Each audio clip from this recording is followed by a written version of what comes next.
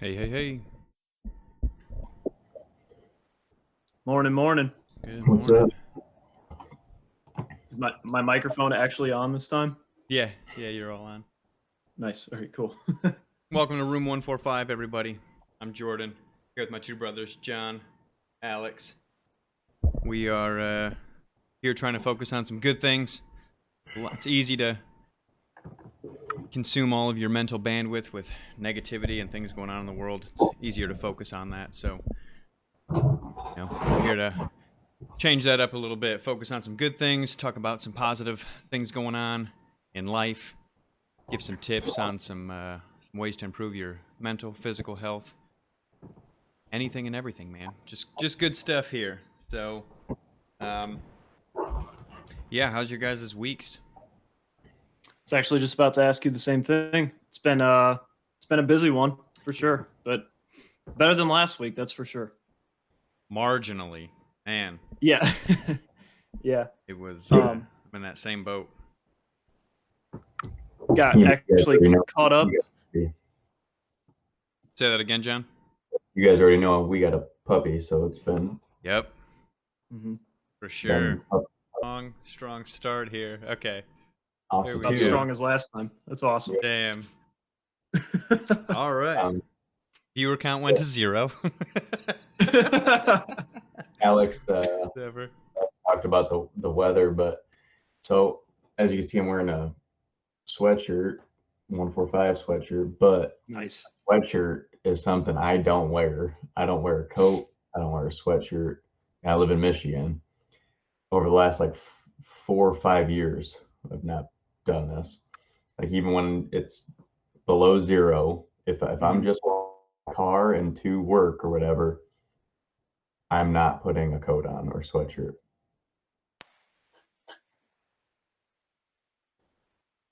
John, we lost your audio. Oh my god, what is happening? Can't hear you at all, dude. Can't hear you. Nothing. Alex, I can still hear you. So, hey, if there's anybody in the chat, can you hear? Oh man, John Anybody? even just ruined our view. Is the cold messing everything up? Potentially, right? We just got our stream just got totally shifted around because John. Look at the Twitch stream right now. I know. You guys hear me? All right, there you are. Yeah. Dude, I don't know. This is just. We're going with Ray's theory. We're blaming it on the cold. It's easier that way. Blame it on COVID. Yeah. Thanks, Obama. Right now, it's 11 degrees. And this morning, it was for sure colder than that. Your audio's gone again, John. What is happening? Dude, this is this is the first one I actually advertised on Facebook too. Because we feel like we would have all of our shit together by now. Right, it's like, oh, well, I'll actually throw that out there. Yeah, it's back. Yeah, for some reason, this Google Meet swapped my audio device. Oh, yeah. It's done that to me a couple times. So what I was saying, it was so cold that just the breathing in through the nose, you could feel it freeze the mucus in your nose. It was that cold. Right. But pleasant. That, to me, that type of cold is barely sweatshirt weather anymore with how much I've done like cold exposure therapy. Yeah. It's got to be approaching 0 to put on a sweatshirt. Right now in the house with sweatshirt and shorts, I'm sweating.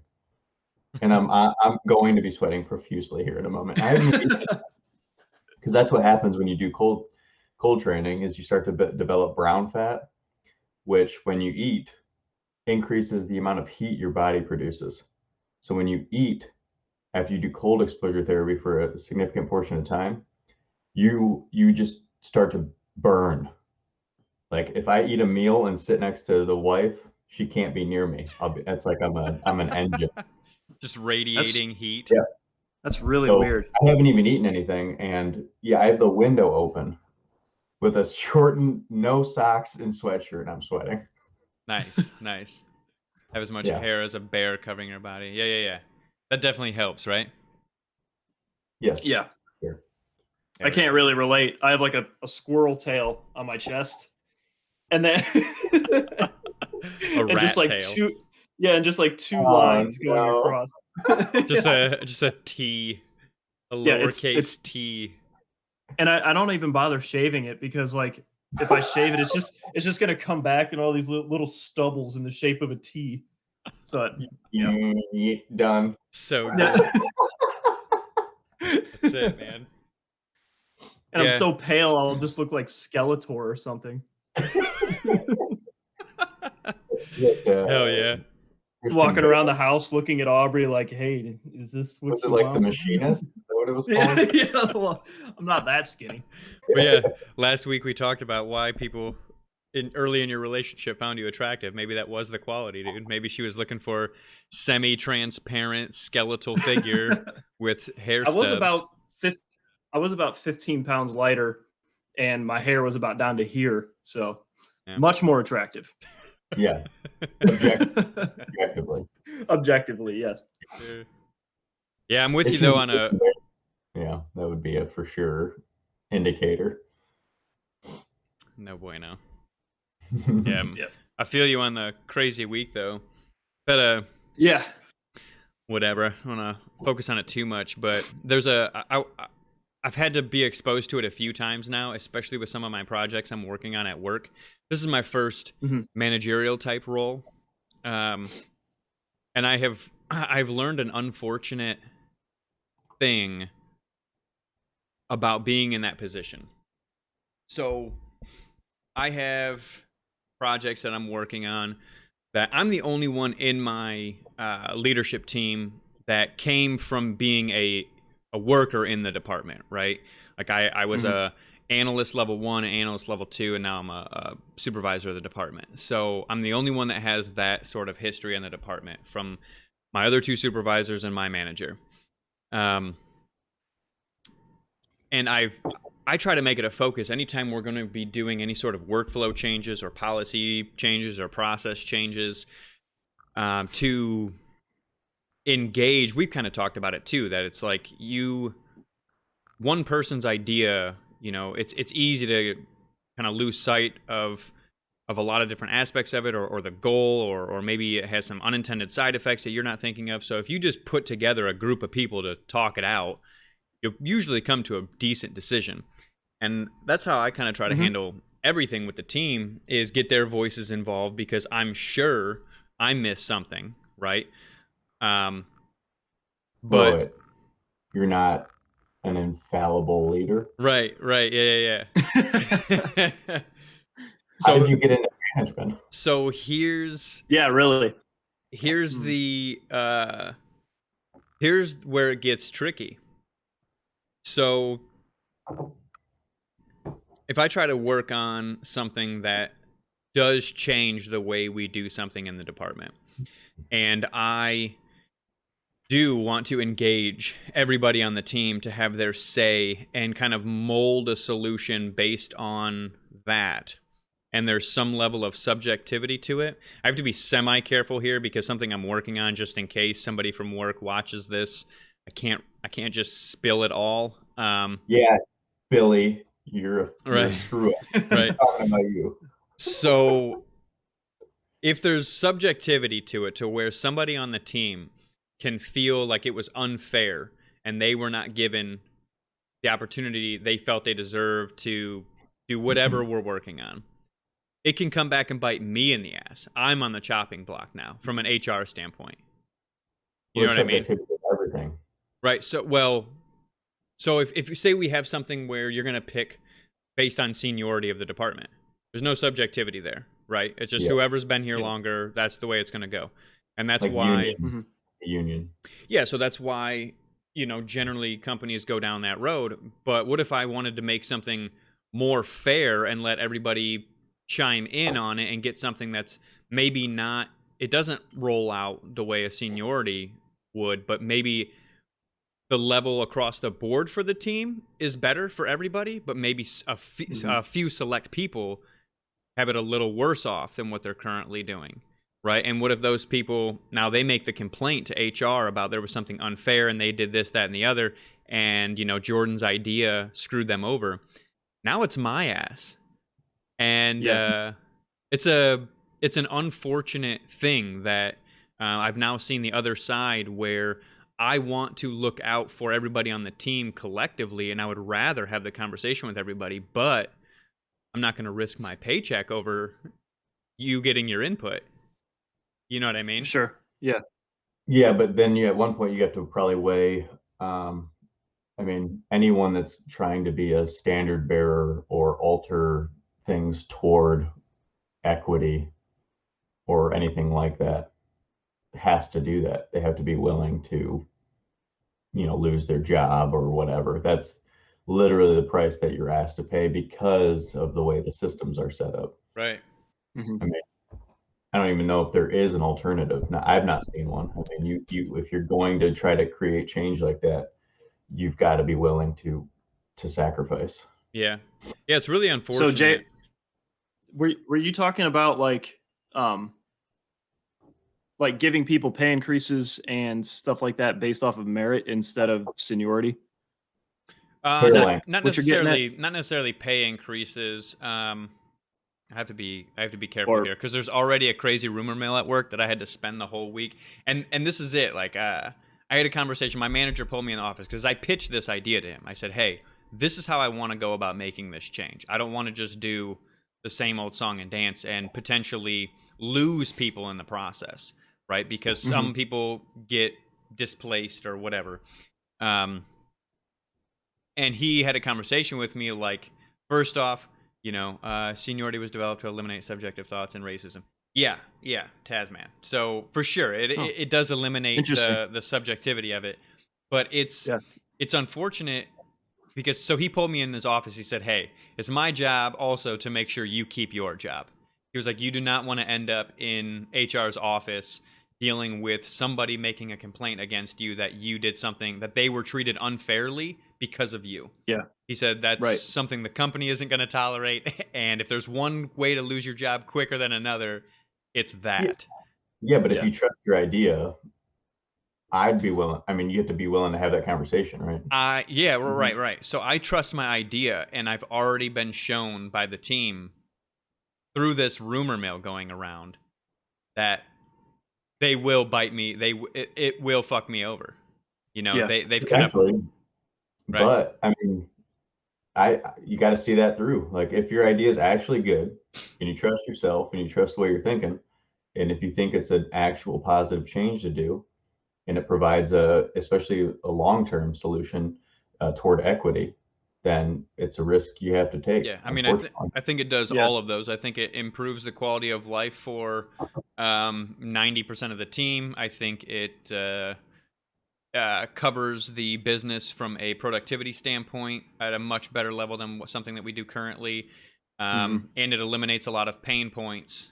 But there is a chance that whatever, it's hard to not say specifics, but there's always a chance. But if I was in a little bit different of a financial situation, I'd flip that coin. But yes.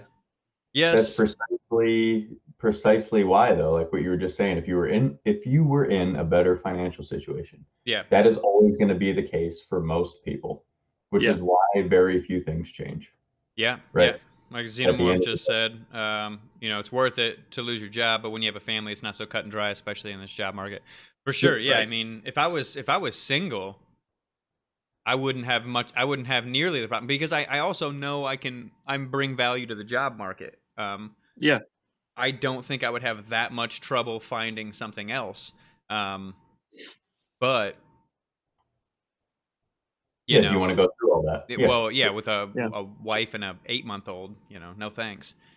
So I told my team, I was like, hey, I wanted to do this, but I've kind of already been shown you'll bite me in the ass, and I love all you guys, but I'm not feeding my daughter for you. So right. And just like Johnny said a minute ago, that's why it's so hard to bring change, especially to management, especially to protocol in companies, because things are a way they are for a certain reason. And once you start messing with those things in a company, especially the people that have seniority, they're gonna get shaky. They're gonna get weird about it, and then they're gonna complain to HR or management.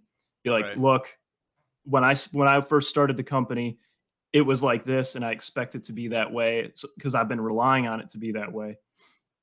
Yeah. So you're always gonna have somebody that doesn't like what you're doing. Yeah, it makes it hard to stand on principle, right? Exactly. Right. Sure. Right. Yeah. But I 100%. mean, that's why the people that are change makers are a marriage of circumstance Mhm. and a Right. willingness to sacrifice. Like everyone's got a different, they're on a different part of the continuum on their willingness to sacrifice.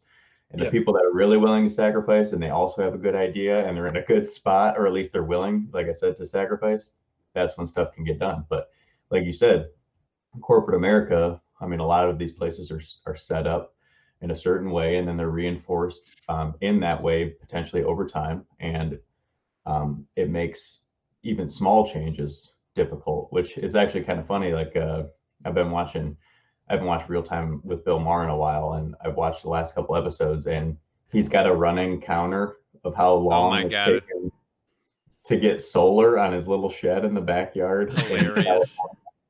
But it's the same kind of thing. It's all just there's these massive structures, and he's trying to do the right thing. Like he's in California, he's trying to do solar on his individual shed that he had built, and it's been several years, and it's still not done. So there's a lot of bureaucracy. There's a lot of fat in a lot of these systems, and Yeah. unfortunately, that's how it is. But yeah, if you trust your idea and you're willing to sacrifice, that's what it takes. But Right. Right. at the end of the day, you also have a family, and so that's part of the calculus that you have to do. Yeah. That's it, man. If I had, if I had tens of thousands, I don't even need, like a crazy safety net, but if I had enough to pay bills for, many months, yeah, also a different story. So, Yeah. um, Well, yeah. So then you just have to imagine even the more commonplace circumstance if you're not in management, and maybe you have a poor manager, but then most Americans can't withstand a $400 random surprise, right? Right. So imagine you're working a minimum wage job and or several of them, and you're actually doing your job, and then maybe you have to watch after your kid because there's no daycare, and then Right. Yeah, you run right. into, like you're at least speaking from a level of some level of privilege. Oh Like yeah, 100%. you even get to talk about that, um, Yeah.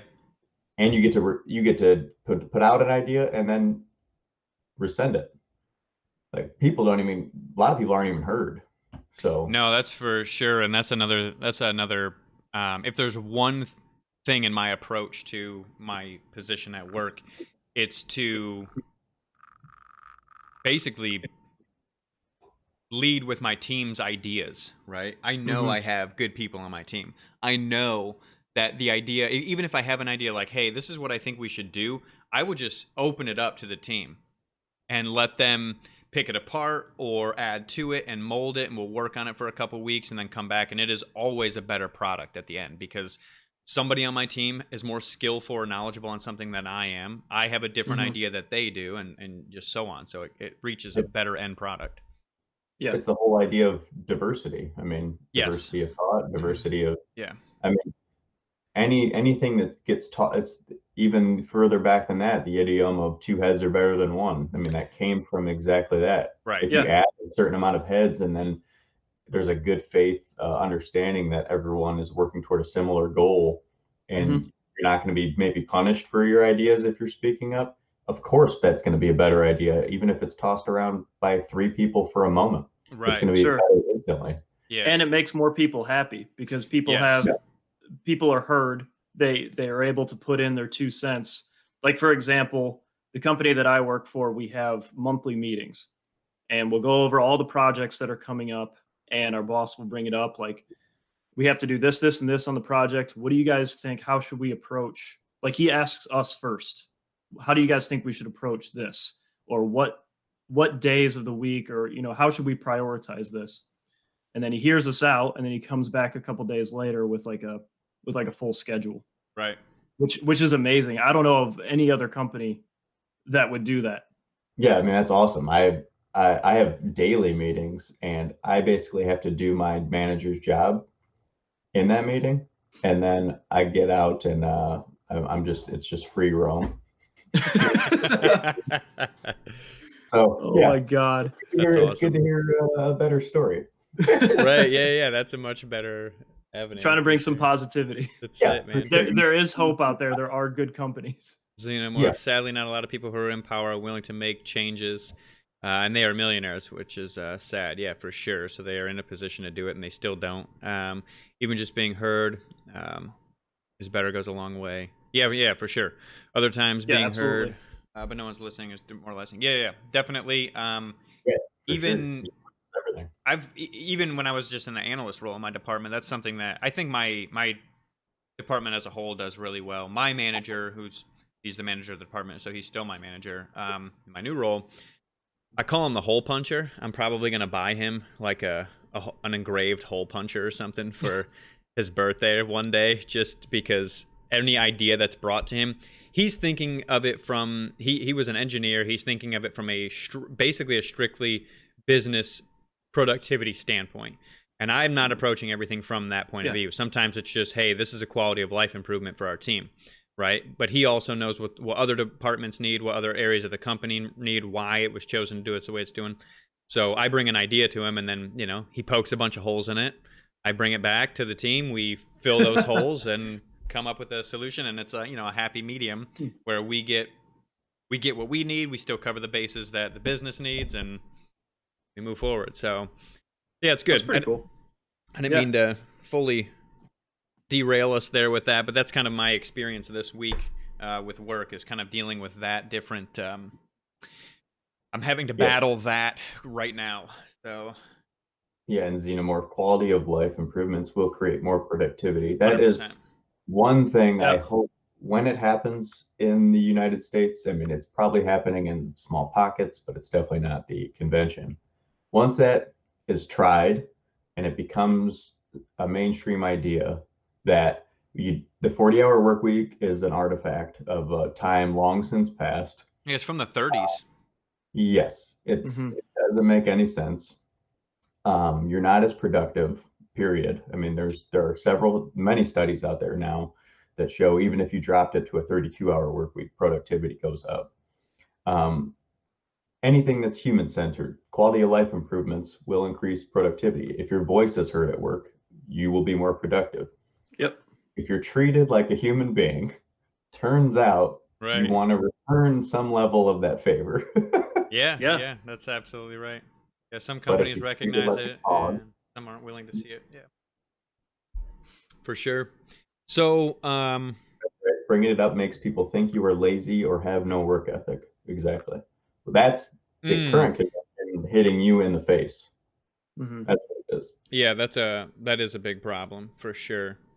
We have bosses in my current job that in 2021 say there are 8 days in a week and 25 hours in a day. Like Right. that's something like it's a meaningful statement. Right. Right. And I work with a few people like that and all, and I know a few people like that work 60, 70 hours a week. They do night shifts or whatever on like a construction job. They have no time for their families, and it's really unfortunate that they're making all this money. They might be the only breadwinner in the house, so they have to work overtime and everything. But where is their personal time? Where do they have time to be creative or spend time with their kids? It leaves no time for living a life. You're just sacrificing your entire life to a company. Yeah, Yeah. exactly. 100%.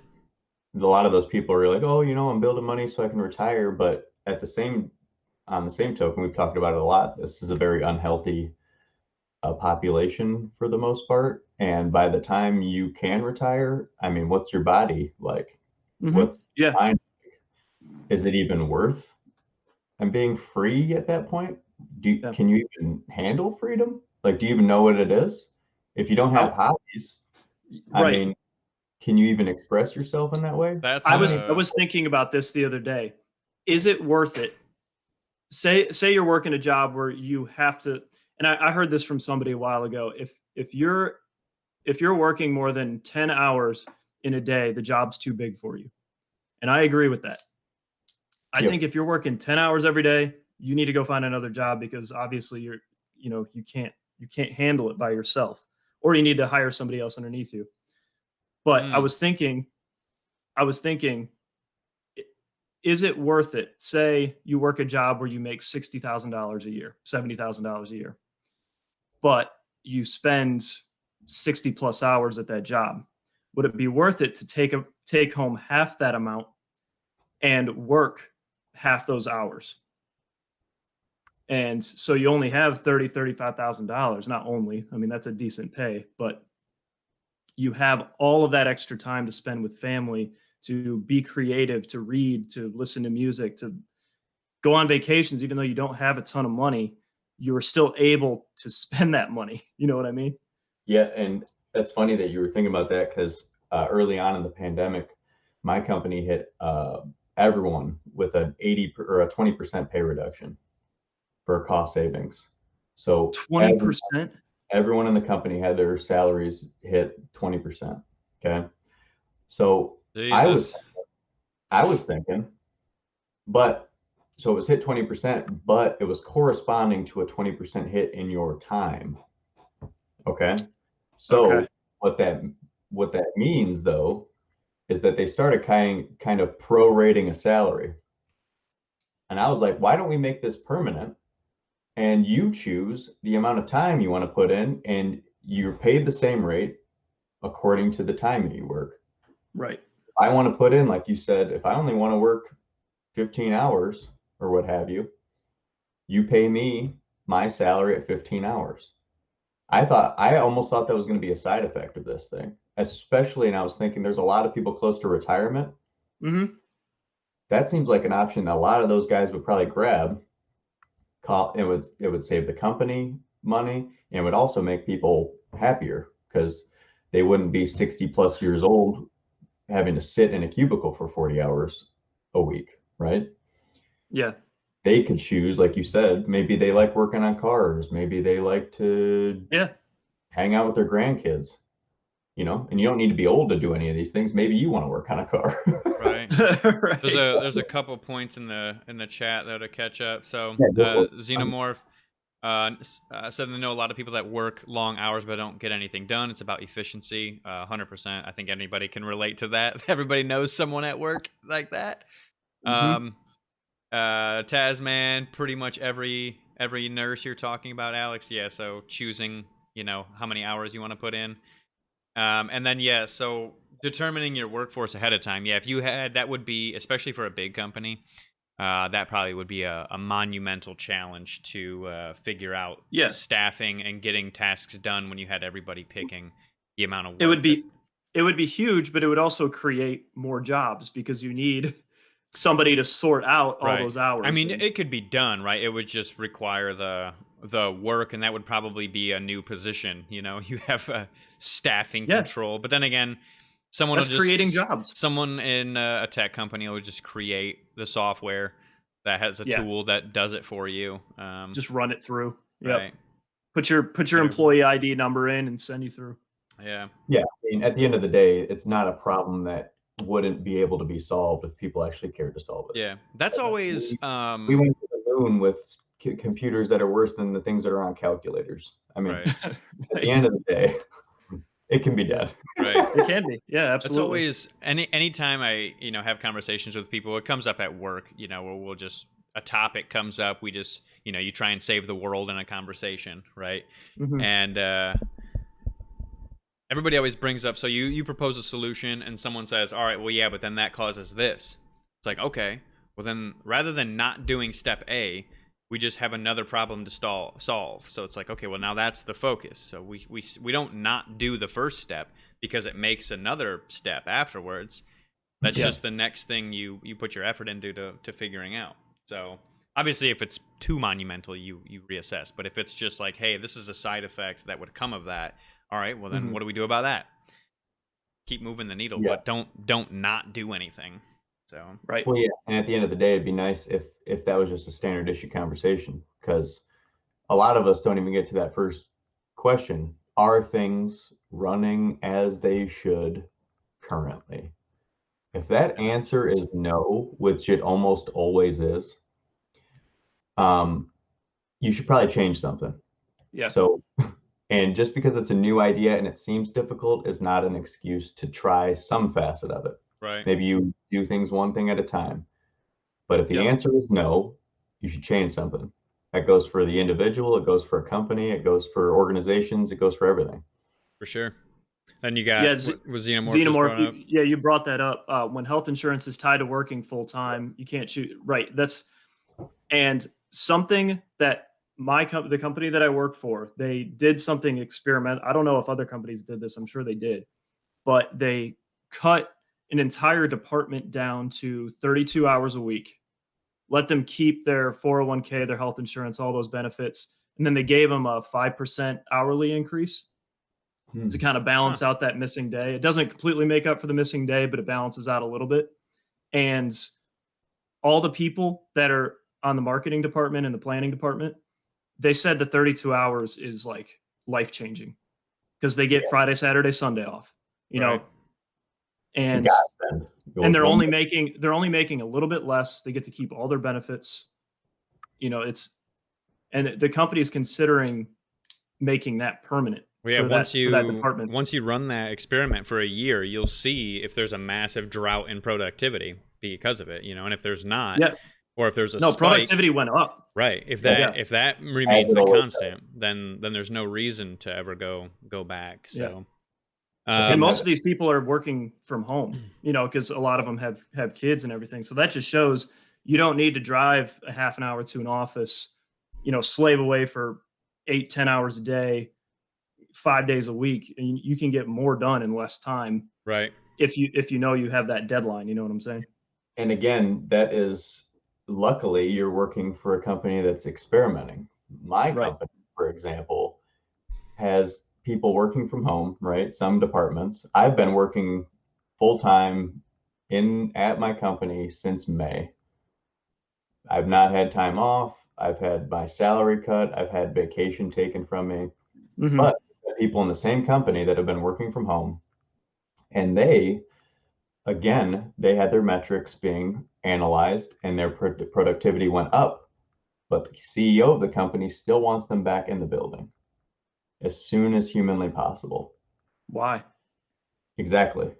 No one is asking these questions, so the experience is different. I mean, that's one thing. It's a little bit frustrating to hear, like on the radio and on these talk shows and on the news and whatnot. Mhm. It's always like, oh, how is everyone handling working from home and you know, this and that. A lot of us aren't working from home, Right. right? Like Right. Yeah. we're working Yeah. at our jobs that we were working at in worse conditions, being asked to Yeah. do more with less. So I mean, that understanding I think needs to just kind of underpin all these conversations. Like, so it's really cool hearing the fact that there are places like my wife's company, for example, she's been working remote for like 10 plus years. And in COVID, Jeez. again, they had an increase in remote work, but their CEO was like, maybe we can make this permanent. Yeah. Right. I'm seeing and hearing none of that personally. I'm getting the exact opposite, even though the data are there. So there are going to be companies and there are going to be people's life situations that they're not even going to get to feel or even experience these conversations. So at least, I mean, hearing it is interesting for sure, but it won't alleviate the frustration at the individual level for those people that aren't having those conversations, which is the difference in the subjectivity between positions is it's got to be frustrating for a lot of people. For sure. 100%. And the Tasman brought that up about healthcare. Imagine how many people would change their employment and work hours. Right. That is huge because Yeah. Well, we know John would be gone. right. I think a lot. I don't want to talk for everybody, but I think a lot of people, like most people that work in like corporate America, probably would quit. There would be a If- lot of movement for sure. Yes. Man, Can you imagine? Can you imagine if you were to get free healthcare no matter where you worked, you could work anywhere. You could I be w- doing anything. to Jordan's point, I would have already just left and, Right. and I would have figured it out with my bags on my back as opposed to waiting in the meantime. Right. Yeah. That is honestly, I don't understand why that's not a more frequently discussed point. Like it would give so much more freedom to the individual Absolutely. to figure out what they want to do, to try things out. If they didn't have their healthcare and their kids' healthcare directly tied to a job they probably don't like, right? Tasman, welcome to Lowe's. How can I help you? Yeah, I right. would Yeah. I put blue, right? I put that blue vest on. I'd wear suspenders. I don't care. I would Yeah. in a minute. If your bills are getting paid, and yeah, because I mean, if you don't have company provided healthcare, I transitioning from my last job to my current job, there was a 90-day gap in benefit Oh, coverage. yeah. Now, luckily, it was before Iris was here, so I just was like, all right, well, Ray and I are healthy. I'm gonna roll the dice, you know, and Yeah, 90 days. 90 days. Yeah. So, but I looked at the prices. Yo, It's expensive. it's outrageous. It's your whole income for a lot of people. Yeah. Dude, But you Aubrey, my wife, she was paying I mean, it was somewhere between $300 and $400 a month Yep. for her. That's So- Right, insane. yeah, just one person. Even if I move, so if I moved Aria, my daughter, from my plan to my wife's plan, it would be an increase in 400 a month. That is crazy. What? Yep. So the variability, even if you have insurance, is enough to stop people from making decisions. Jesus. Yeah, no shit, dude. Holy Dude, cow. that's nuts. And you're touching on the thing that's also not necessarily discussed. Like, what if you roll the dice, you don't like what you're doing, and you're like, oh, I don't have health insurance for the next 3 months. What if something happens? I know, right? Now you're not looking at Yeah. $400. You're looking at 100 grand, right? Yeah. So Yeah. I think the healthcare system in the United States routinely bankrupts like dozens of millions of people a year. Oh yeah, it has to. There was well, I don't want to So keep going down No, that no. line, but there was a I'm just saying, it's something, these are all things that people are actually having to consider and deal with. Sure. Yeah. I wish you guys, more. I've had a gap when I moved to South Carolina in my employment. Play it safe, basic health insurance for 150. Randomly had to have a kidney stone surgery. 150 saved me 12K. Yeah. Wow. Yep. Nope. Wow. See, I rolled the dice. Yeah, all in 30 days. I also I've had that problem with renter's insurance. My lease was up a month later after my renter's insurance policy lapsed. I was like, I'll renew it when I move to the new place. The last month there, Alex, you helped me clean it up or get stuff out of there, but it flooded with sewage. I lost like everything I owned there, and it was disgusting. That was literally the worst thing I've ever seen in my life. Dude, that was the worst. Yeah, Is that that was. when you have Pokemon cards? I mean, I lost like everything, and then the people that came to clean it up made it worse by anything that wasn't contaminated. Ray and I had elevated off the floor because the floor was just disgusting, and then they just put more stuff on that contaminated stuff. So I'm like, okay, cool. So the few things that made so it, everything's gone. yeah, everything Yeah. was gone. Yeah, it was Yeah. cool, but yeah, so was cool. I've experienced that dice roll going negatively too. Yeah, for sure. Yeah, not a dice roller, for sure. You're not. Yeah. She doesn't Not even own a pair of dice. Not a dice roller. Yeah, I could see that for sure. So how about the weekly challenge updates, gents? Would you guys read? John, this you want to go week? first? Yeah, so I finished rewriting my thesis essentially Oh, nice. from back in the day, and it was really bad. Yeah, was you not. had mentioned that. I noticed a couple incomplete arguments, but it's difficult coming up with those, especially on a deadline. So I wasn't too hard on myself, but yeah, I rewrote that. And actually, the most interesting probably point I made, and it's a paper from Barrett Nyhoff, which was spreading non-natural concepts, the role of intuitive conceptual structures in memory and transmission of cultural materials.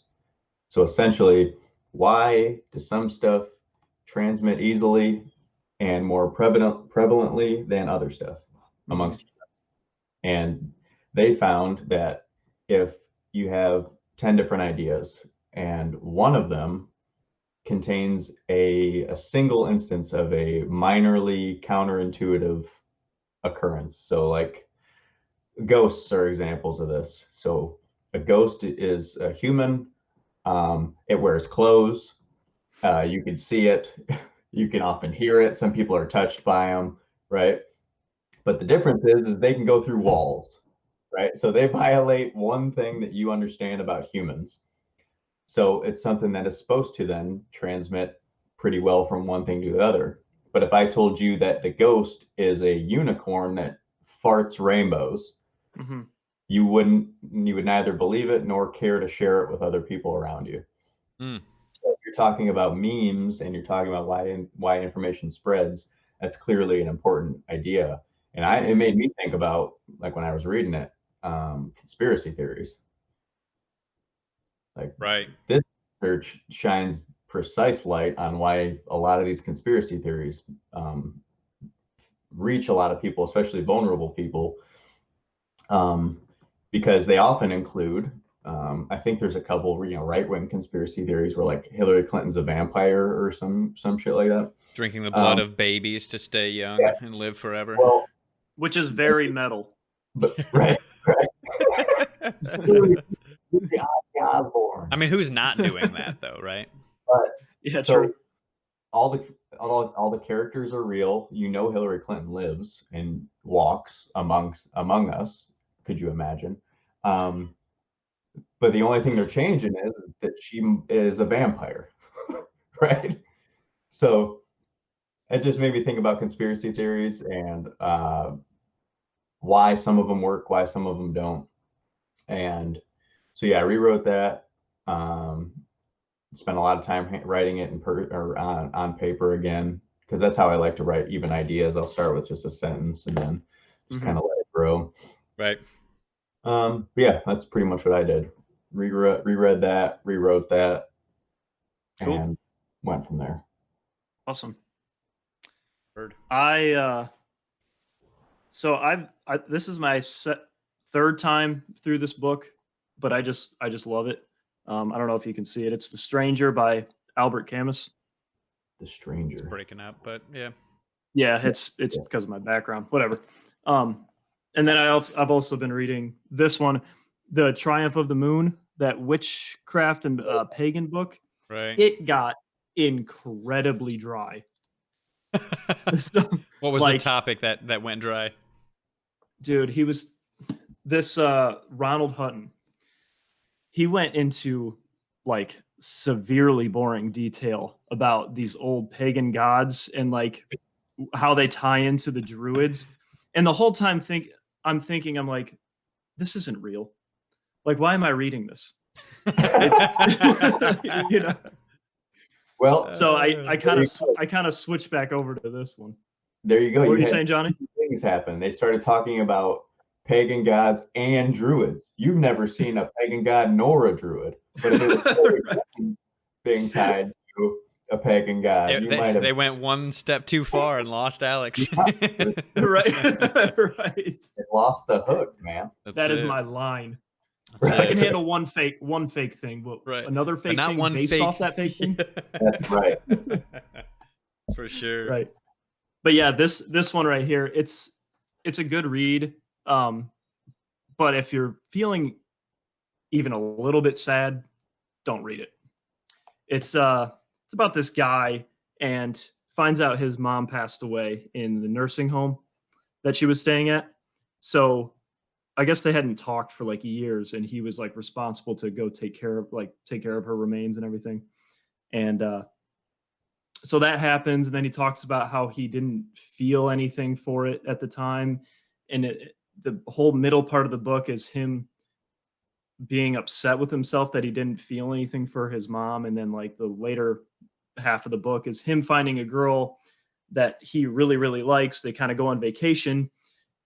This guy tries to rob them on the beach. He ends up killing the guy, and then yeah, sorry if you wanted to read the book, but whatever. He gets back from the military. He goes Right. Right. and he kills this guy in a fight, and then he goes to jail for it. No, he does. Yeah, he kills this guy on the beach. The police find out it was him, and he pretty much serves the rest of the book in prison. Yeah. So pretty dismal book. Nicky Cage would Huh? play that. Yeah, right. Nick Cage. It's a Yeah. Nick Cage role. Nice. Yeah. But it was really good writing, but it was very dark. Was that Johnny? And even if it wasn't a Nick Cage role, he'd play it. Yeah, Oh, yeah. Right. For sure. He would play this role as Ghost Rider. Just come in and usurp them. When you're pissed about your health insurance, read that. Yeah, right. Jeez. If you go to jail, you have health insurance. Oh, That is true. full circle. Nice. What about you? What about you, Jay? My reading was much more lighthearted. Oh man, Alex is a ghost. Look at him. You could see it in real time. See? Ghosts, people. Alex, actually, your dad. It's a couple weeks ago. He came in to my room here where I'm at and just asked me who my favorite guitar players were. I gave him my. If I had to pick a top three, Randy Rhoads is the reason I ever touched a guitar, and Tony Iommi and Zach Wilde would probably be my three there. And he came back hours later with some Guitar World magazines from the 80s. So this is June 1987, after Randy Rhoads died. So I've been reading through this. Look at that hair. Dude, feathered. That's awesome. Dude, my dad has cases of those magazines. So I remember flipping through them when I was a kid. yeah, they're awesome. It's so interesting to see just what things also look like a few decades ago. Just the style of the artwork in it and just the layout of the magazines. Like nothing would ever look like this now. But these were also done. I can tell just because I've gone through graphic design classes. I can tell that these were done by hand, like the way that these pages were assembled. This wasn't done in like a software. They were like glued on and they sent it through like a copier. Yeah, right. So I learned. Covers, they're Playboys. That's it. If you, so I read through these and a few things that I have taken away so far. So this is after Randy died. So it's, Ozzy and Sharon Osbourne. With kind of their interviews and statements about Randy, his previous bandmates, his mom, his manager, all sorts of people just kind of did an interview that they shared in here. And some of the cool takeaways so far is his mom. Anybody that's ever listened to the Blizzard of Oz album, there's a song on there called D, and it's a classical acoustic piece by Randy. And D, his mom's name is Dolores, so it's kind of for her. And she was a classical flautist, so she was a musician. And she, in her interview, many people talked about she was the reason that he became really what he was because of her support early on. Like she noticed that there was a creative spark there when he got into music, and so she approached him he approached her wanting to pick up an electric guitar. Came up, and I want to ask. All right, the stream I think is back up. Welcome back. My God, sorry people watching. This is a wreck of a week, but anyway, I'll continue with this because this isn't super important. So I'll just let you know, John. I thought it was cool. She instantly was supportive of him right away and encouraged him. And not only did that, but she was a music teacher at a school that she ran. And she brought on an electric guitar teacher specifically, to support him, and I knew that Randy's first guitar teacher, after X amount of time, approached Dolores, his mom, and said, "Hey, I've taught him everything I can. He knows I can't teach him anymore." The master has become the student. Right, but what I didn't know is that only took a year. Right. So in Dolores' interview, she said he came back to her after a year. Welcome back, Alex. After a year, and said that he had learned everything that he can teach him. So I thought that was cool.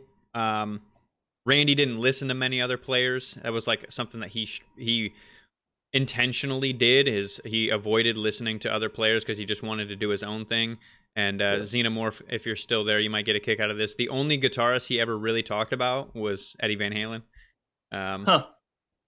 Just kind of the way he played and his creativity. But one of the last point here I thought was really cool as a takeaway is when Grover Jackson was making Randy's signature guitar, which is the V.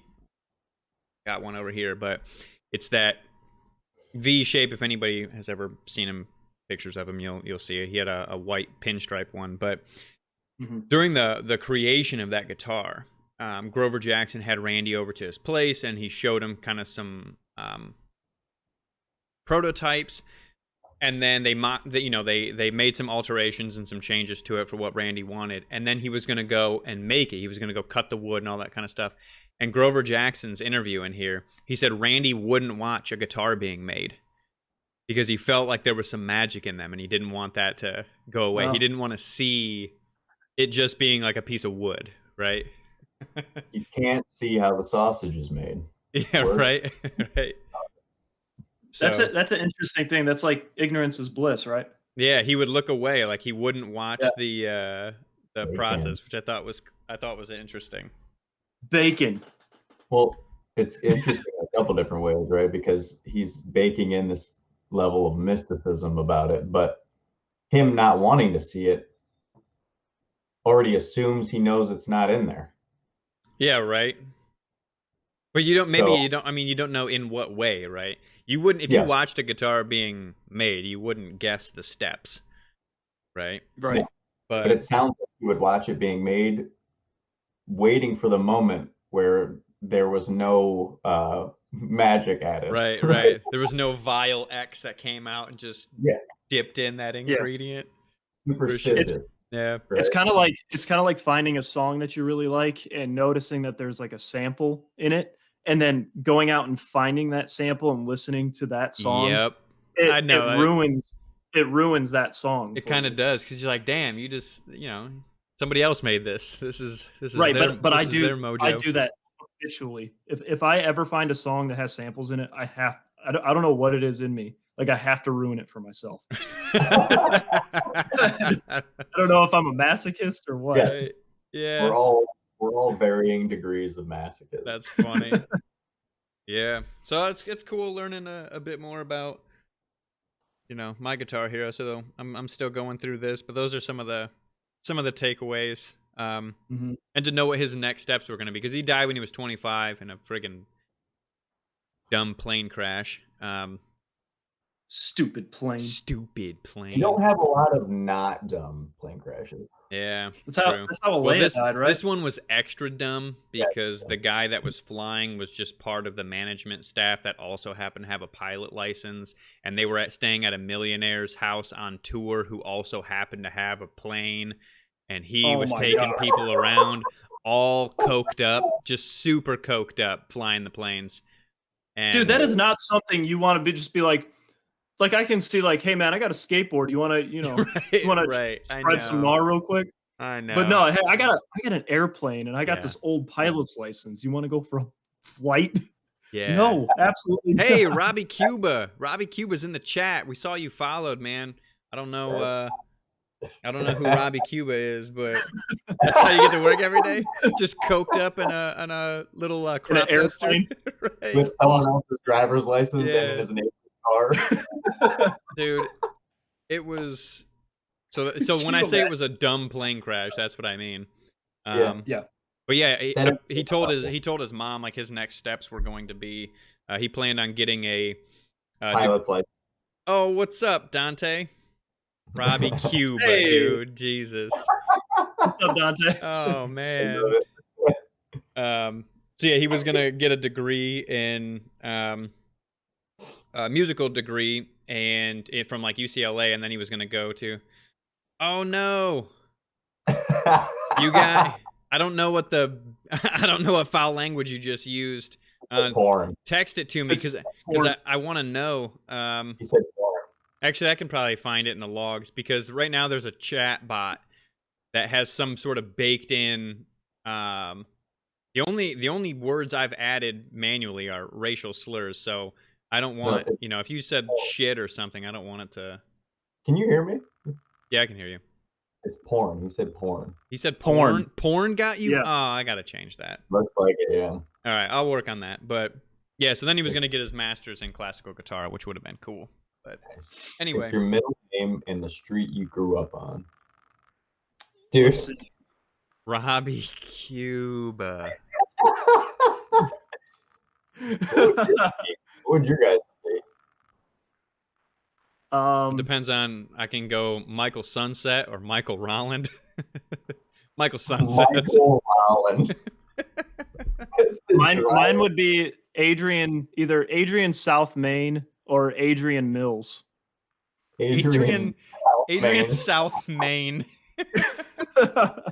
Yeah, I would for sure have to be Nicholas Sunset for sure. Yeah. Mike Sunset for sure. So, all right. Well, before you jump into the actual conversation, Nicole Selma. That sounds like obviously it sounds like a witch's name. Nicole Selma, yeah. It does. I feel like it's an actress from the 70s. Like I instantly can see Nicole Selma in my head.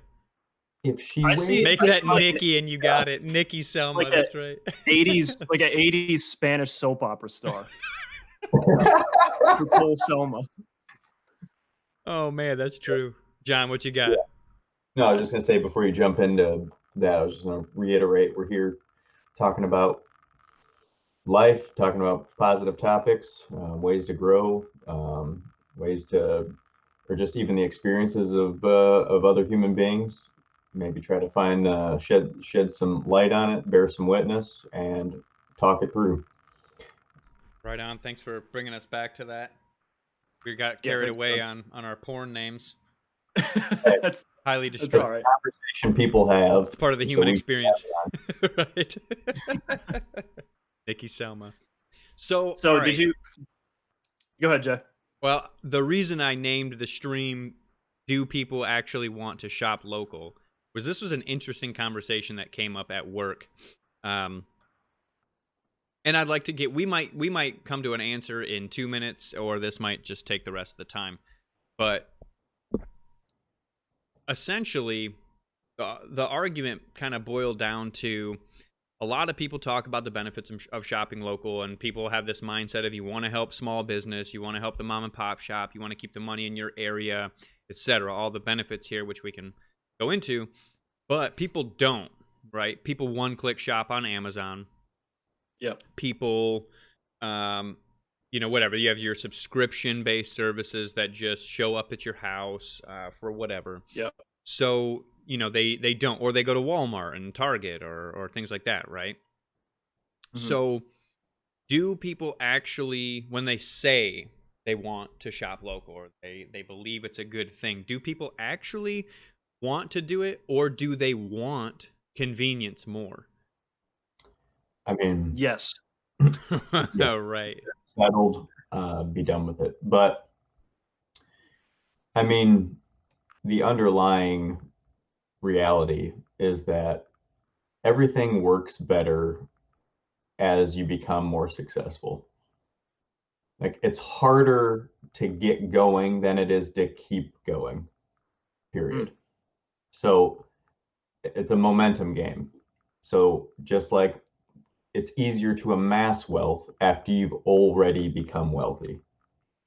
I don't think that is even up for a debate. Right. So the same thing goes for companies. Like, let's say you wanted to sell a tenth of the inventory that, like, somehow you're able to stock a warehouse with the exact same things Amazon does. Okay. But you don't have Amazon Prime capacity, or you don't have a person that has made the infrastructure for one-click shopping or shipping. You've already lost. Yeah. Right. So I don't know. People aren't that conscious, unfortunately.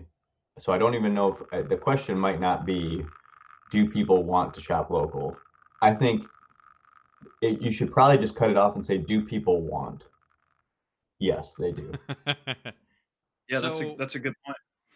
I definitely agree. I mean, we all kind of, as we had this conversation, kind of landed there, right? It's because that's what people are doing. I kind of brought it back to, I won't dwell on this, but John, when we talked about the video game industry, you have all of the people in as the players, as the consumer, claiming they want this, that, and the other, or they don't want this, that, and the other that the companies are doing, but their behaviors show otherwise. They are buying the microtransactions. They are buying the pay to wins, even though unanimously, almost across the board, the gaming community hates those things. So it's almost like the same thing that consumers are doing, where you say you want a certain thing, but your behavior, you're not going to the local farmers market to get your produce. You're going to the big grocery store. Yeah, and Right. obviously some people are, so we can start with that. But yeah, with the video game industry, so it's even kind of more egregious. Like you had a game, we had a perfect example of this in real life recently. One of the most beloved games of all time, World of Warcraft Classic, right? Right. The initial World of Warcraft game, easily one of the most beloved games and most popular games of all time, and has a very passionate community and had no reason to turn into what it did. Um, the own community ended up just fundamentally altering the markets inside the game by buying up massive amounts of gold, right? Right. They have no reason to do this. You can make gold in the game, and if you're in the Hmm. game, your experience is worsened by the amount of people buying gold in it. It's an unavoidable truth, and it becomes immediately less enjoyable as it becomes obvious. But it became a massive problem, and not because Blizzard created systems for that to happen. It's because literally the player base brought it upon themselves, unfortunately. Right. And Blizzard even did a better job at preventing and stopping gold buying as opposed to the first time around. So this is a second release of a game, a problem they knew was going to happen, but the players brought it on. But And that that's just for there's a that's whole for bunch. convenience sake. Yeah, well, and there's a Right. whole it's a whole there's a whole bunch of reasons. And I Um, think that's what it comes down to is convenience. So if you want to buy something, you know for a fact Walmart or Target is going to have it. And while you're there, if you got to pick up bread or beer or something, you also know you don't have to go to a separate place. But like Walmart also stocks like physical music media, and while you're out to go get music media or like a CD, or if people still buy those anymore, or say like a DVD or something, and while you're there, you have to pick up a bunch of other stuff for your house. A lot of people don't have a ton of time, so if everything's in one place, they're going to go to the big shop that has it instead of the little local market. So I think convenience is what it comes down to. Yeah, I yeah, think and it has to boil down to convenience in a big way. And then, like Xenomorph said, can't afford not to shop at Walmart for sure. You can, Yeah. when you're at that scale, you have the ability to make goods cheaper, goods and services cheaper. But so let me add on kind of a follow up then. Um, where does the local business stand at this point? Because it's not like you could start a local Target. You know what I mean? You couldn't just have this general store where you try and have all of those things in there, because there's zero chance you beat out Target if No, there's one there, right? So there's too much demand. Right. Well, there's too much demand. You won't be able to match their stocking. You won't be able to match their Right. prices. All of those. David versus Goliath, except it's not a mythical story. Right. Right. So It's actually applicable. where does the local business survive right now, other outside of the food industry, right? Because you obviously you can have restaurants and you can have a local bar compete with a chain bar, no problem. But you know, Well, outside of that, what do you? so I think so. That video I shared and put on our Amazon has changed brick and mortar stores forever. Yeah, 100%. Um, yeah, the niche market for sure. Yes. Yes. 100%. But there's just gonna be a lot of things that are going to need fundamental change and attention. Right now, most people are just kind of checked out, and what you're checked out with respect to varies from person to person. But you can expect out of 100 people, 90 plus of them are going to be checked out with respect to what they think their dollar means when they spend it.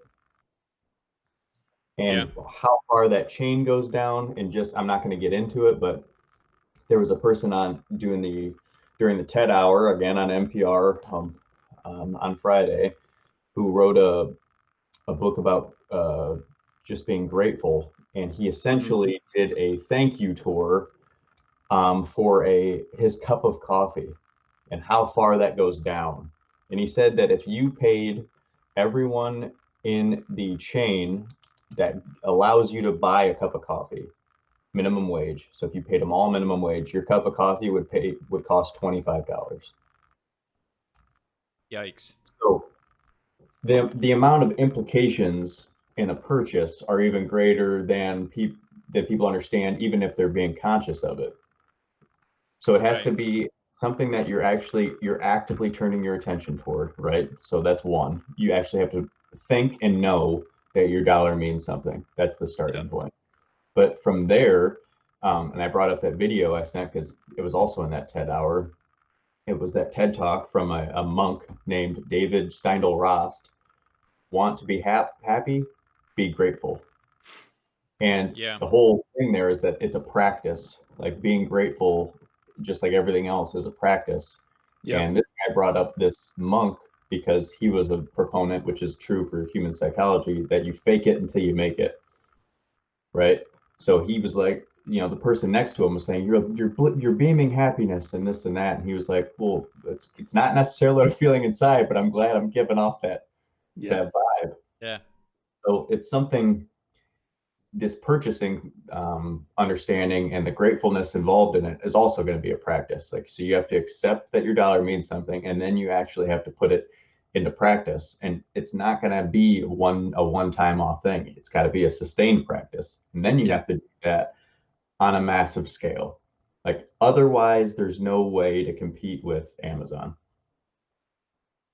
I think the things that people are passionate about, the things that they love, aside from like groceries and shit like that, the things that people like set out, they do hours and hours of research. Like Jordan, when you go out and buy a guitar, do you go on Amazon? No. No, you go to Guitar Center because you want to get your hands on it, you want to feel it, you want to see the materials it's made out of, you want to feel it out before you pick it up. Right.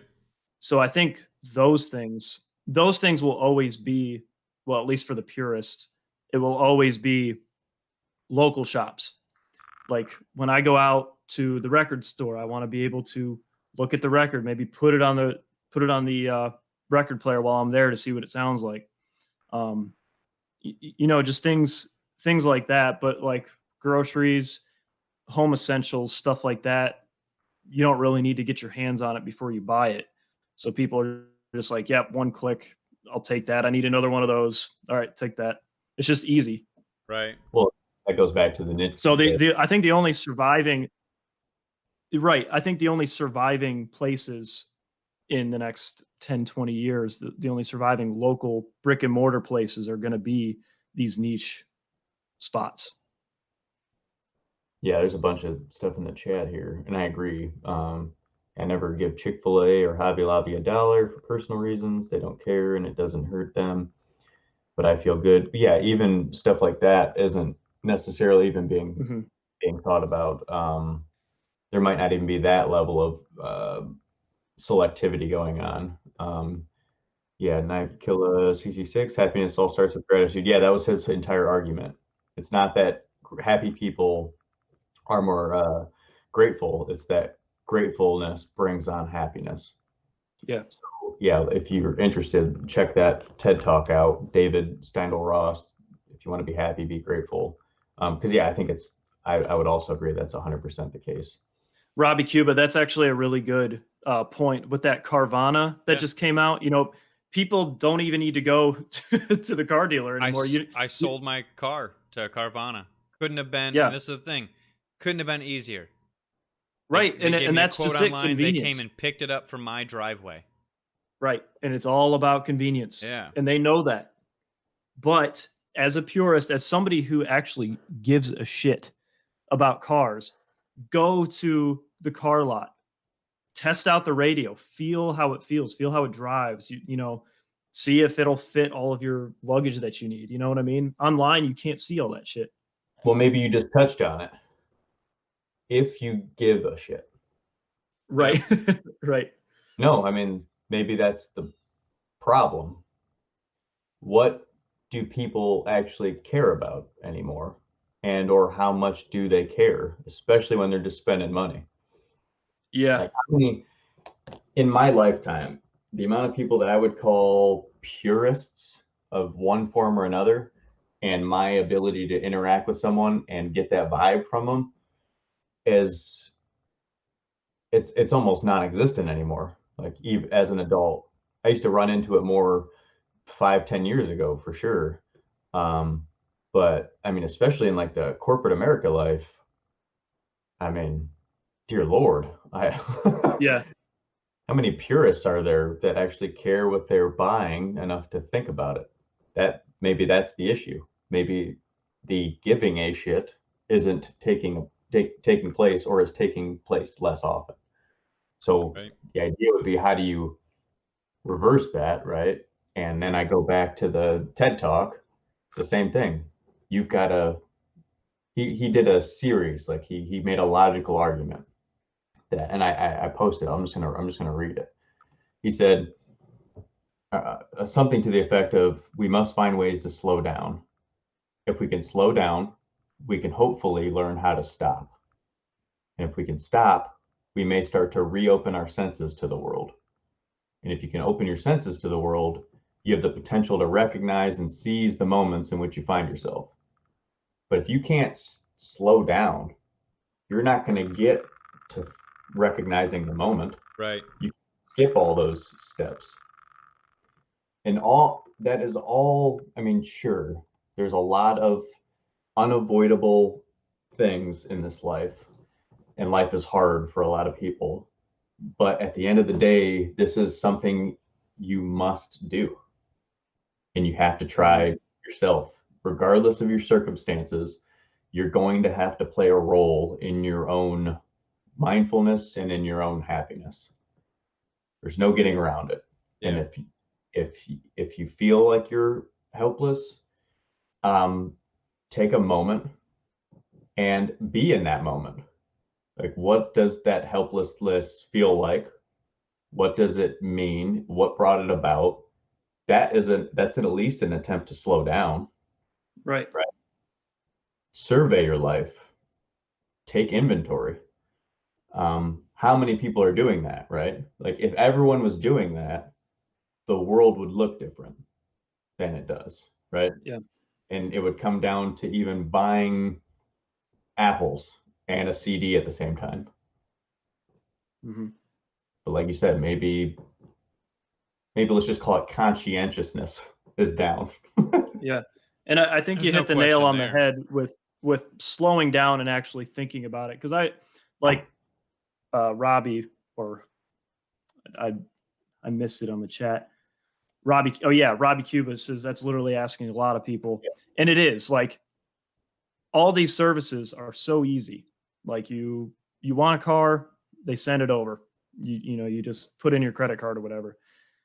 But if you sit, like Johnny was saying, if you sit down and think about what's important to you, what do you value? If you don't value a car, if it's just a means of transportation and you need X, Y, and Z, you need good gas mileage, cheap and safe, then yeah, whatever, go on Carvana.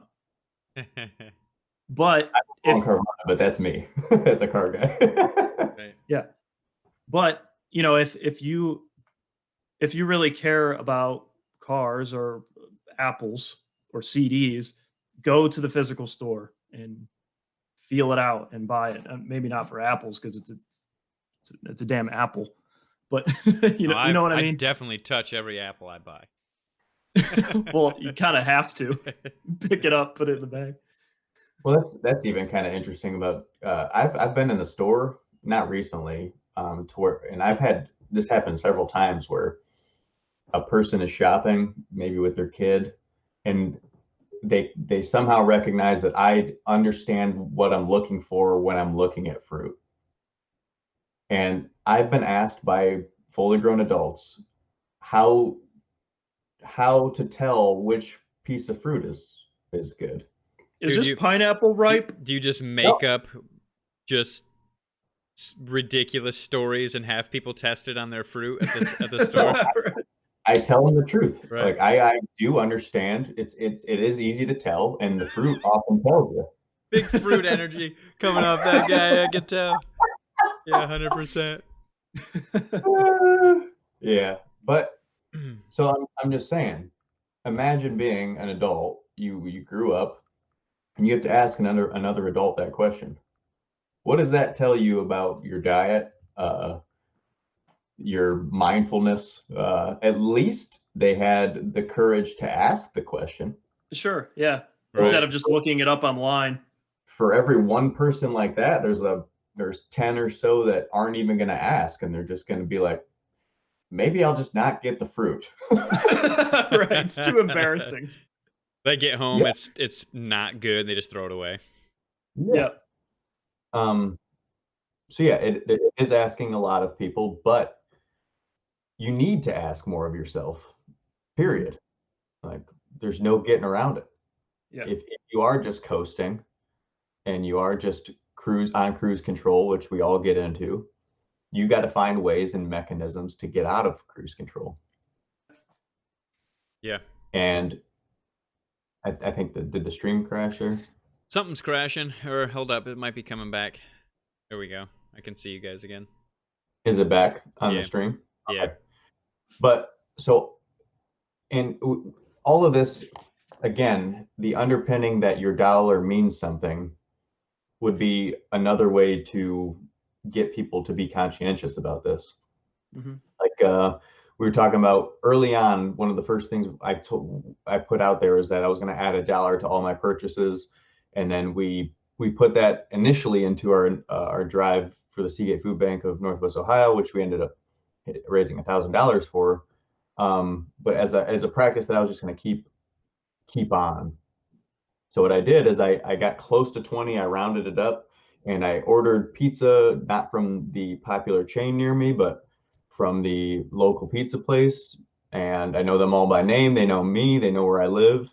And when he showed up and delivered the pizza, I gave him a $20 tip on a $20 order. Right? It's going to take. You have to think about those things. Like you're giving that. I'm handing the money directly to the owner. Right. The company. Like that's a level of intimacy that you don't get at Amazon. Right. Right? Actually feels good. You get to talk to the owner. And you get to see their reaction in real time. You'll never get that with Amazon, but you got to try it first. Like you don't or have to even in that same vein, if you were to order from like Domino's or some big pizza chain, it's not going to feel as good giving an extra tip, even though some of that is going to the driver. If you give that extra big tip to a local joint, it is going to feel better.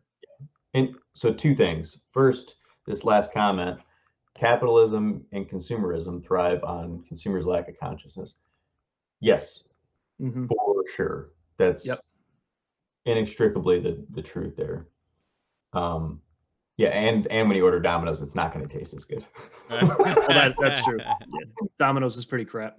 But the unfortunate thing also is that guess who is employed by Domino's near you? People that live near you. Right. Sure. Yeah. Same thing with the big box stores, the Kroger and Target. Those people all employ your neighbors. And they're going to account for way more of the population than the local shop. That's a good point. So that is kind of an incongruence that you're going to have to come to terms with as well. But that's reality. At the end of the day, a lot of these places, I mean, especially near Toledo, Ohio, where we live, it is essentially just one big shopping mall of chain restaurants and Right. chains. Like, Hmm. what do you do? I mean, a lot of those are all your neighbors. Those are the people you live with and live around. So that is also true.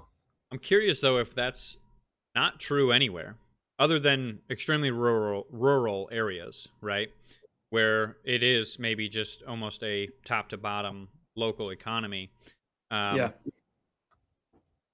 Are there, I mean, is there a city that is primarily, locally owned businesses? Probably. I mean, I would think no at this point, but yeah, I'd be interested.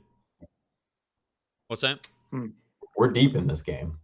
Yeah, 100%. And like you said, it's not all bad because it's not like, all right, you go to Kroger to get your groceries. Just like you said, they probably employ 500 people, that have a job in your town because of that grocery store.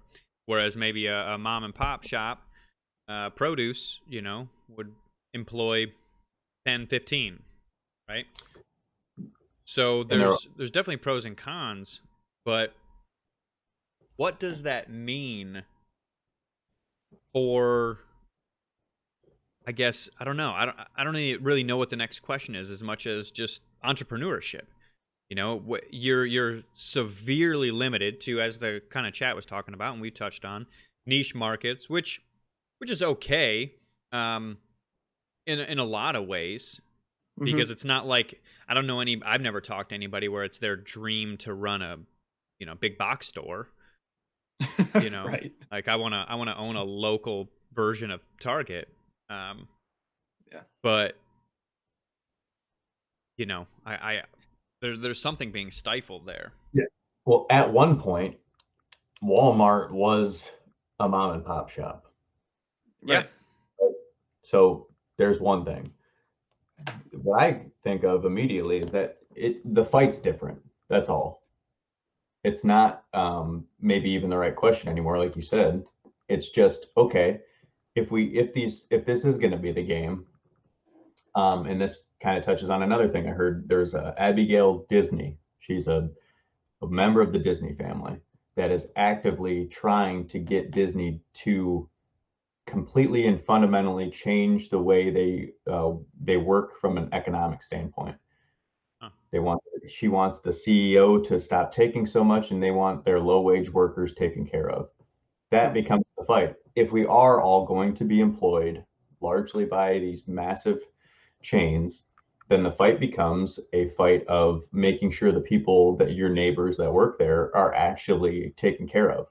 Right. Yeah, I think that's it, actually. I think that's it. Because it's that, and what you talked about, the barrier to entry is massive, right? So, and it is, and with the incredibly poor pay structure that we have, like $15 an hour is garbage, and we don't even have that, right? Like you could probably not muster that as a business owner that's just trying to get your stuff off the ground if you're trying to employ people. Right.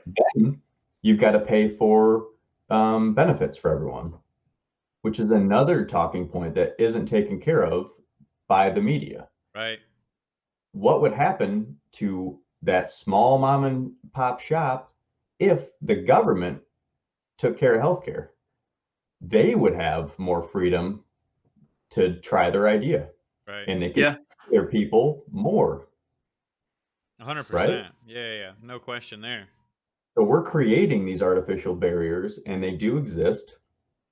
And like I said, that barrier to entry exists even if you paid people the federal minimum wage right now. It would be very difficult. And that Mhm. federal minimum wage is like well below the poverty level. But we're so deep into this game, to reverse it would be to crumble the entire infrastructure of the country.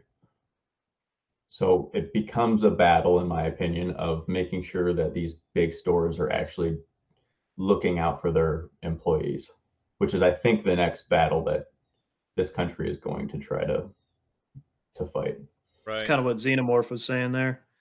Companies should fight for good workers. We, other companies can hold them accountable in some ways. Yeah, Yeah. Well, we we're actually we talked about that. What, recognizing, like yeah, last month or something Yeah, about. we did talk about this a little bit when we were talking about minimum wage, about how the big guy almost subsidizes Mhm. the new guy starting up.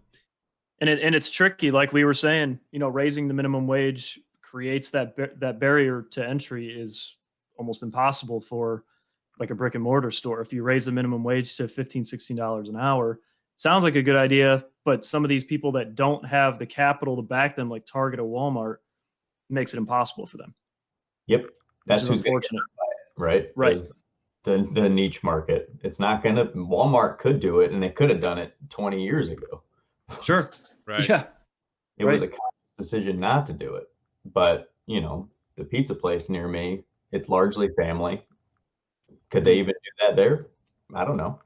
But it would be way more difficult for them, Would be.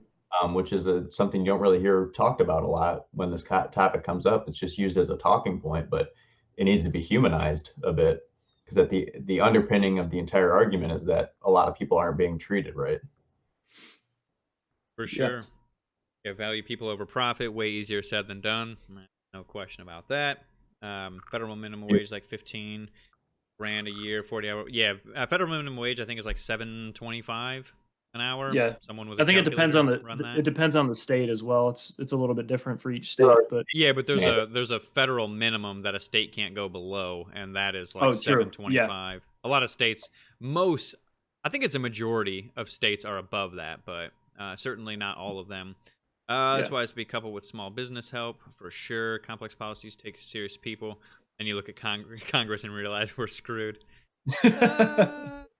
Yeah, for sure. There's man, that's a whole other well, mess. it's because that entire the industry we're talking about here is also the industry that governs us. Like, so I'm playing cyberpunk when I have the time to do it, and it's essentially like a dystopian corporate America where the corporations own everything. But when you're playing it, you're just like, isn't this just America? Like, sure, it's not Right. as crude and it's not as obvious, but like we're there from a policy standpoint and from an output standpoint. So, but it's going to take, again, it's going to be the individual. Like, it's going to take a whole bunch of individuals slowing down and becoming a conscientious and aware, and being willing to go back to the very beginning of this conversation, to sacrifice, because Yeah. there are going to be a lot of people that lose their jobs Yep. because we're going to be saying some stuff that doesn't want to be heard, but I'll be fighting it, that's for sure. And it's not just because I dislike my job. Right. Don't give a shit if they Although fire that me anyway, please. that is a factor. Right. Yeah.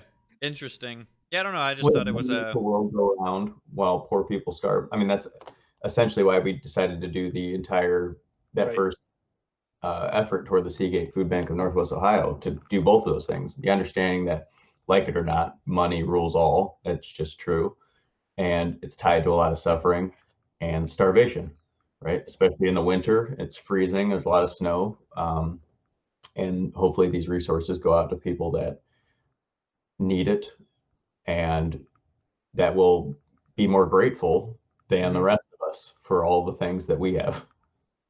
Yep. And just like we've been talking about, all that takes is awareness. You don't have to do a fundraiser for 500 or $1,000 or whatever. If you even give $50 to that place, they're going to put it to good use. Or any place like that. You know, just being aware that there is more people in your economy than just you, just you and your family, you know. Although you have to look out for you and your family first, it's just as important to look out for the people around you. Yeah. And that's what we're trying to do here.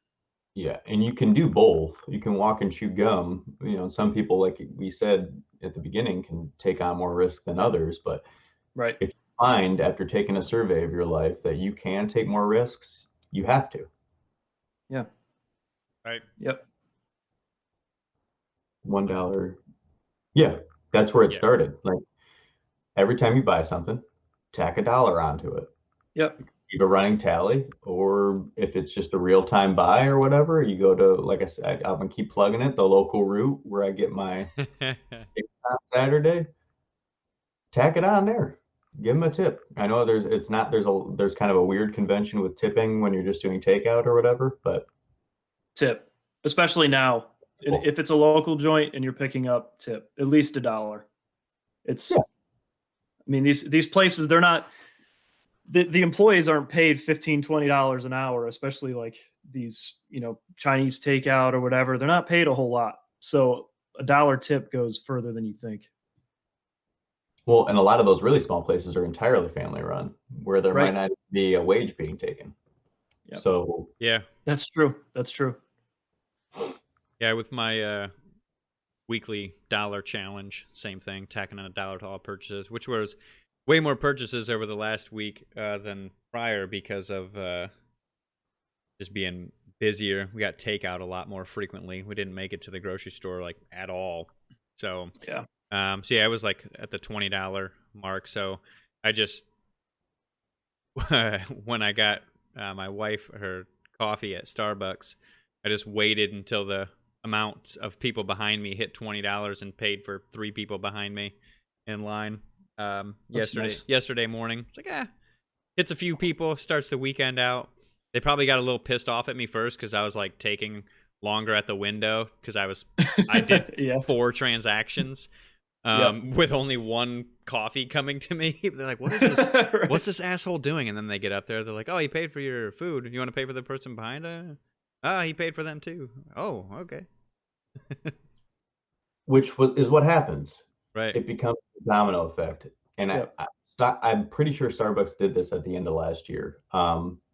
They were, because I went there on several occasions to just get a black coffee, and several times they would just be like, "Oh, we poured an extra one," and it would just be handed to me, or the person in front of you bought one. But if you are the person that didn't have to pay for your coffee, guess what you're more likely to do to the person behind you? Oh, yeah. Mm-hmm. Well, wait, I didn't have to spend the money on me. I'll take care of theirs. Yep. So if you can make it a practice, gratitude and giving becomes a reciprocal circular event.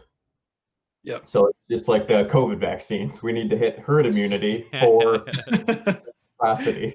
Right. It is it's small things like that they really do change your day. If you have ever been in line at a coffee shop and it's like, hey, the person in front of you just paid for yours.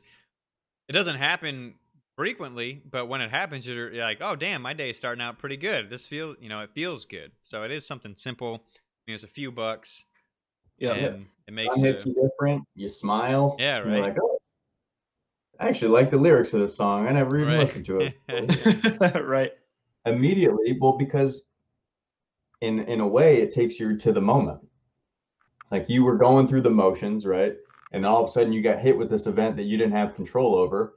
And here you are receiving a gift and being present in the moment. That's actually really true because when you're sitting in line at a drive-through, you're not thinking about what's coming there. You're thinking about where you're going next. What do you got to do? Where'd you just come from? What are you going back home to? Are you on your way to work? What's that looking like today? Yep. And Alex, your point on music earlier, as that's your thing that you choose to shop locally. You go to a record store, right?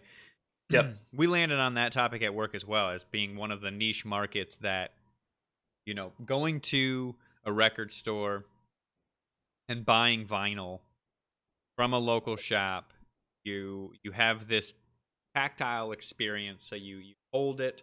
There's artwork involved.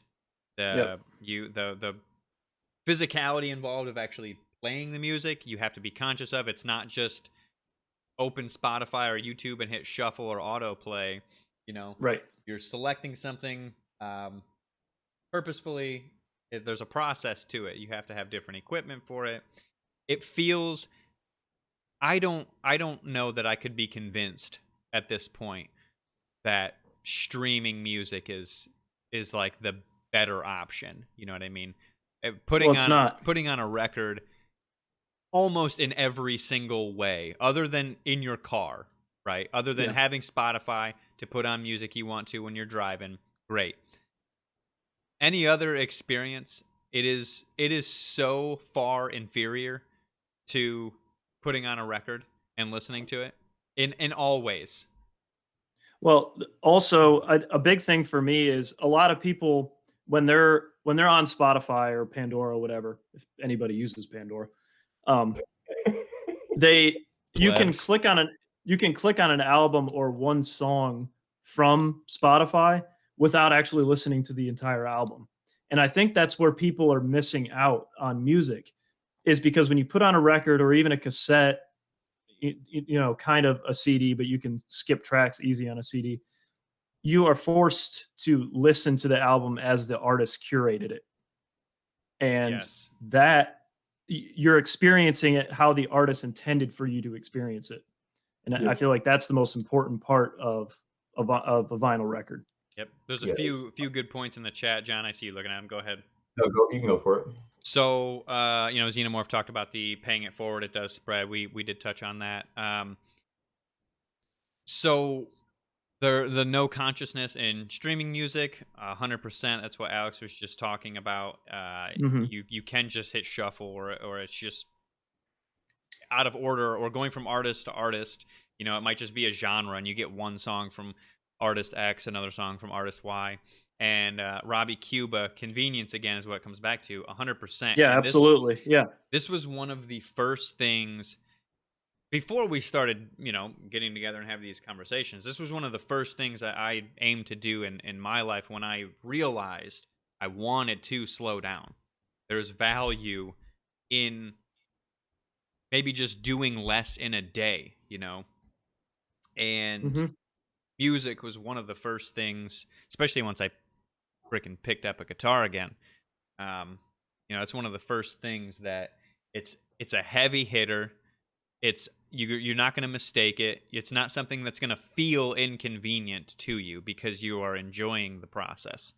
I get going to a farmer's market and then like a local hardware store and then the gas station for something else is a lot more inconvenient and maybe not as achievable for everybody as just going to Walmart and knocking all of those out in a cheaper transaction.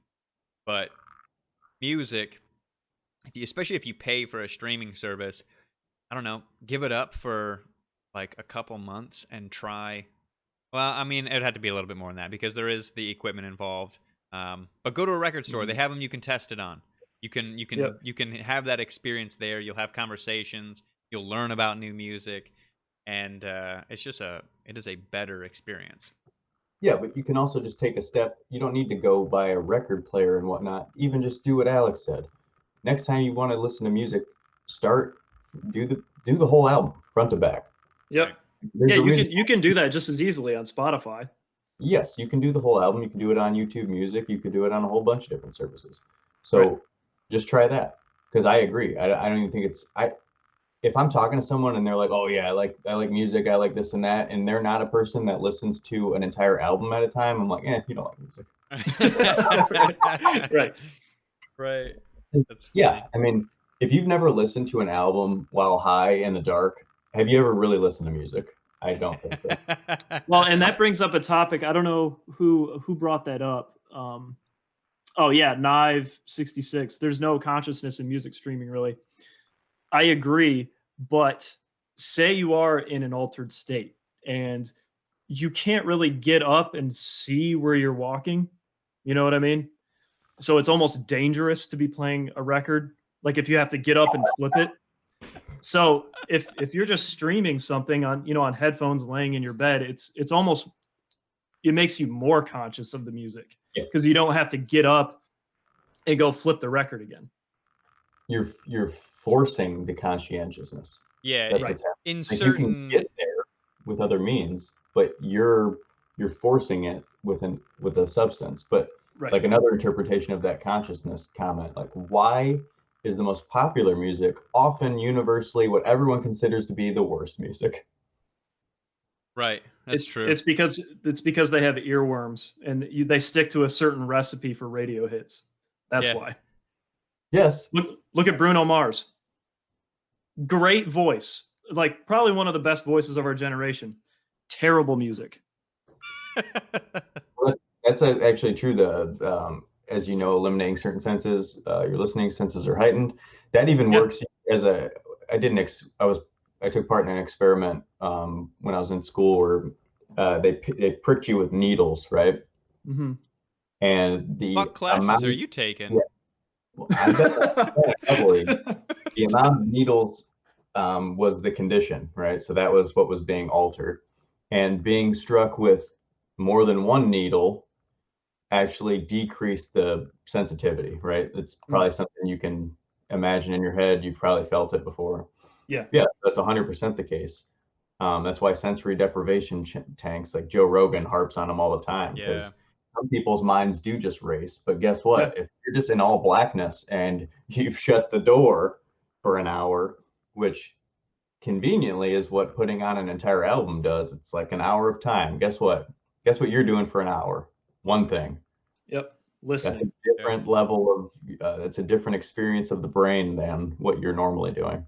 Yeah, there's a few other good points in the chat talking about buying, listening to one song from an album is like buying a little piece of a painting, missing out on the big picture, 100%. A good analogy. And Xenomorph with the experience, true. It doesn't have to be an inconvenient thing actually to go to do multiple places to get your tasks done. Like you talked about the farmers market. It is a different pleasant experience, right? You're likely outside.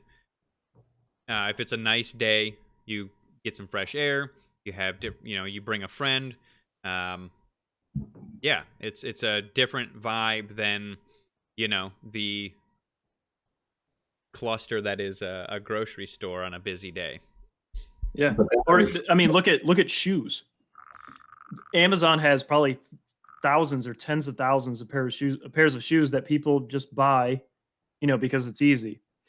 But that nothing replaces going to a shoe store, trying them on, and then doing that weird like running thing where you're like testing them out. So that if it's really power walk what you want steps in each direction. Yeah. Tiny at the end. Yeah. That's true though. It really comes down to what behavioral habits you're creating for yourself, whether things are inconvenient or not. 100%. So it's all in your head. It's what you decide you want to do, and it's that awareness that John brought up previously. And even before that, there are a lot of things that you believe that aren't true. 100%. You might think in your head that exercise is an inconvenience and it's awful and it's grueling, but guess what? When you're done working out, you are a better person. Yeah. Regardless. Your body literally needs it. Just like it needs water. Yeah, it's just the same thing with going and walking into the farmer's market, and you're interacting, you're seeing faces. Human beings need that interaction, even if you're just seeing it visually. It's different if we're looking at each other. Even this, if I turn my camera off, this would be a different experience than me looking at your faces. Yeah, definitely. We can't see your facial expressions, what you're doing with your hands. It's one of the weird experiences with face coverings, for sure. Yeah, it's all mindset, exactly. But at the end of the day, that's what we've been about this whole time. That's what every one of these conversations is going to be about. Because at the end of the day, it's all mindset. Right. Did he just come out again? Oh no, there it is. Yeah. Yeah, absolutely. Yeah, you have control over it.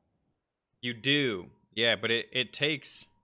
It's a hard spell to break, especially. I think I can at least speak for the three of us here on stream. that we probably had an easier time as far as the barrier to entry in this, because none of us were caught up in social media. I think so. So you have a lot of people that's not the case of. They're going to have a lot harder time breaking their habits because of how tied up in that environment they are, and that's actually where all of their dopamine doses are coming from, is their social media channels and checking that religiously. So it's going to take some work, but it's just better. I mean, obviously it's a never ending journey, but just some of the things that we've talked about so far, farmers markets, music consumption, whatever it is. Yep. You're And for many reasons. getting a hobby, working out, exercise, all of those things yield important results. And you Jordan, need to do that. It's funny you bring that up. I was actually thinking about that the other day. I was just playing some music, and what if people were able to get the same amount of dopamine by doing less involved tasks? Like, usually to get a huge amount of dopamine, you have to go for a run, or like you see your wife after a long day of work, or something big like that. But what if you could get a big dopamine rush, like train your body to get a dopamine rush out of chugging a glass of water or listening to a new song? Like, what if that provided the same amount of dopamine? I think that would mean that you wouldn't need as much, like you were talking about earlier, as much to fill the day. You wouldn't need all these little bumps of dopamine throughout the day, like checking social media, turning on a show, constant media and constant streaming. Yeah, for sure. And one of the ways you can do that is with breath work, right? Mm-hmm. Like, yeah, just like we were practicing. Yes, like a Wim Hof session is a jolt to the system that'll probably change your day right off the jump. And just like Nakila said again, just smiling at someone will increase your dopamine for sure. And that's what's happening. That's what's also being combated here, is there's been a fundamental rewiring in the way in which human brains fire, like the way they fire now, and the amount of influence that media, particularly electronic media, have on our day-to-day, moment-by-moment musings is greater now than it's ever been. So all that means is that you've got more work to do. For sure. And so, Robbie Cuba, are you saying are you talking about eye contact when you're talking with a patient, that has a more positive result with that interaction, or are you talking, you're winking an eyebrow moving at them? I'm assuming it's eye contact. Also, I'm not even going to try to pronounce that name because it'll probably just sound offensive. But this guy teaches a meditation around arousing happiness intentionally. That sounds interesting. I'll have to look that up. Yes, but also the way I move my brows. True. So it's a whole picture.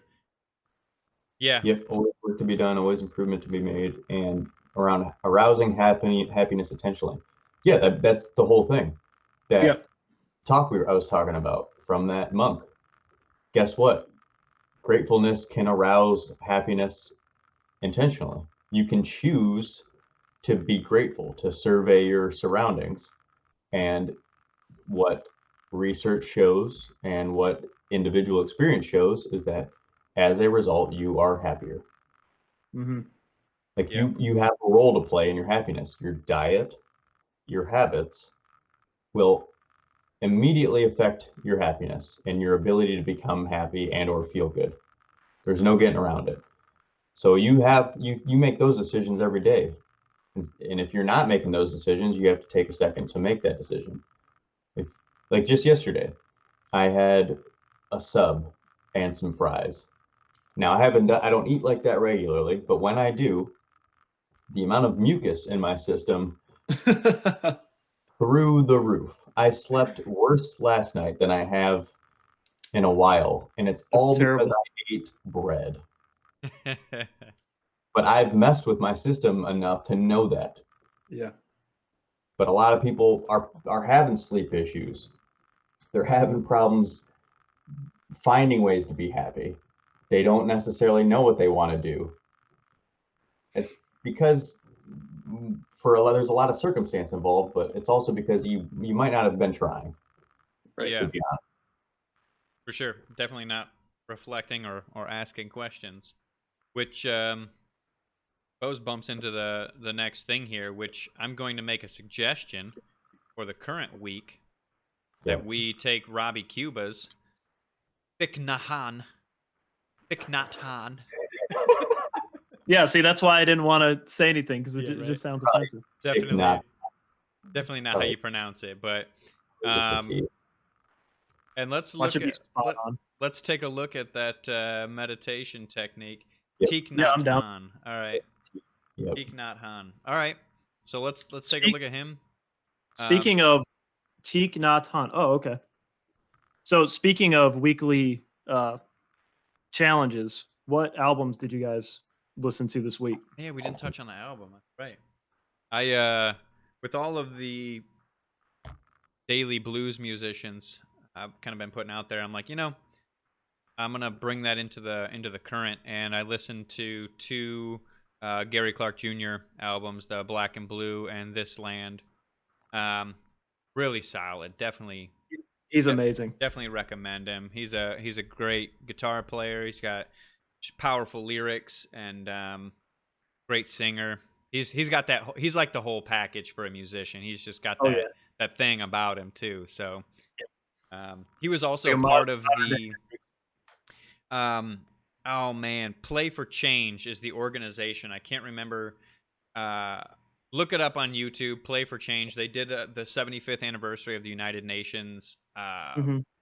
like this event. I don't really know exactly how to describe it, but Play for Change, you'll find it on YouTube. It's a couple hours long, and he's part of it. So he plays one of his songs live, acoustically, and that whole organization, that whole kind of production, what they put together is incredible. They some of the things that they do is they take some very popular songs, and they have musicians from all over the world playing obscure instruments you've never seen before, singing in maybe languages you haven't heard before, and they splice it into one seamless performance, visually and audibly, and it is awesome. Highly recommend checking it out. Yep. Which album did you like better? Black and Blue or this I don't one? know. The song "This Land" is just wow. So that's a powerful song, but honestly, unfortunately, I wouldn't be able to tell you the names of the songs because I let the albums just play. I wasn't focused on that. But Yep. yeah, I don't know. I don't know if I would pick a favorite. I might have to do them again to land on one. But I can tell you there was no points where I wanted to like skip a song or anything like that. So Yeah. Yeah, I've done both of those a couple times through, and I'm firmly in the camp of This Land, just on account of the honesty and the ballsiness of the album. right, just I mean, just the song "This Land." If anybody wants anybody in the chat, go listen to Gary Clark Jr. "This Land." Listen to the whole album, but at least that song. Watch him live if you can though, because Yes. his stage presence is and like he wears sunglasses the whole time, so you can't really see him, but he is just effortless with the guitar. I mean, he's playing things that would take you 20 years to learn. He's not even looking. Right. It's insane. Black and Blue actually probably has more hits on it, and it probably will be more readily consumed by a person that doesn't know who he is. Yeah. But This Land, I think I just like the honesty of it all. But yeah, those are both good albums. What about you, Johnny?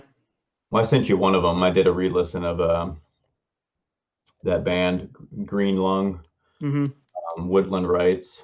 Probably one of my favorite album covers of the year, though. It's so good. Yeah. It's awesome.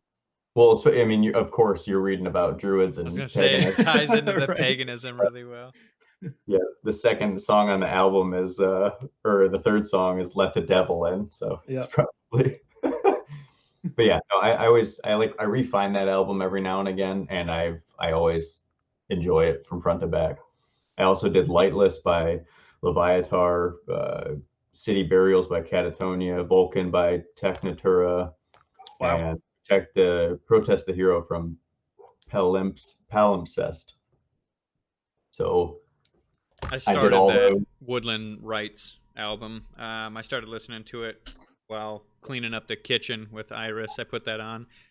It's Yeah. good. I like Oh, it yeah. so Yeah, far. you think they've ever listened to Ozzy Osbourne? Yeah. Yeah. Yeah. Oh, yeah. Yeah. There's definitely the vocals inspiration there for sure. For sure. What about you, Jordan or Alex? Right? We Yeah. already did Jordan. Yep, my name's Alex. Yep. All right, so I listened to two. One was Aphex Twin, Assorted Ambient Works Volume 1, which is one of, if you've never listened to Aphex Twin, they're all electronic, but they're back in like the 90s, so everything's analog. It's really weird sounds, really experimental. But the album that I wanted to throw up is the one behind me this way. It's the Avalanches, Since I Left You. It's an album that came out in 2000, the time when pretty much everything was analog. I mean, there was some like digital synthesizers and memory keeps and MIDI controls, but the entire album is samples. There isn't an original piece of work in it at all. Huh. And it's compiled of 3,500 different samples, but it's only like 20 some songs. And like obviously the artists, they stored it in these MIDI controllers and they like messed with the sounds to make it sound a little bit more interesting than just the direct samples. But it was two guys at the time, and all 3,500 samples were physical. So they would get these shit.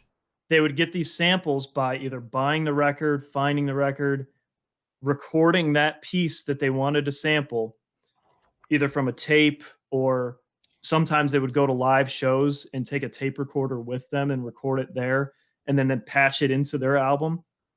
But the way they compiled it, it sounds like an original piece all the way through. That's a lot of work.